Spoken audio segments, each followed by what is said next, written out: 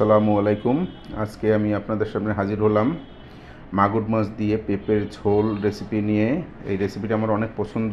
আমি এখানে হাঁড়িতে তেল দিয়ে এবং সামান্য পানি দিলাম, এরপরে দিয়ে দিলাম পেঁয়াজ কুচি, এরপর দিয়ে দিলাম 1 চামচ আদা বাটা এবং হাফ চামচ রসুন বাটা, এরপরে দিয়ে দিলাম জিরার গুঁড়া, এরপরে দিয়ে দিলাম মরিচের গুঁড়া, এরপর পরিমাণ মতো হলুদের গুঁড়া।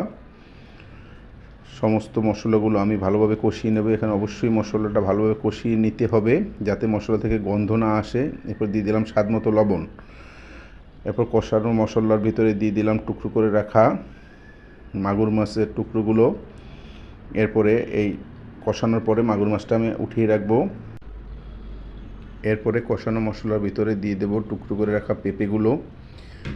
পেঁপে টুকরোগুলো আমি ভালোভাবে কষিয়ে নেব এবং একটু ঢেকে ভাপে দিয়ে রাখবো। এরপরে দিয়ে দিলাম পরিমাণ মতো পানি। এরপরে আবার একটু ঢেকে দেব সেদ্ধ হওয়ার জন্য। পেঁপেগুলো সেদ্ধ হওয়ার পরে পানিগুলো টেনে যাবে। আবার দিয়ে দিলাম পরিমাণ মতো পানি।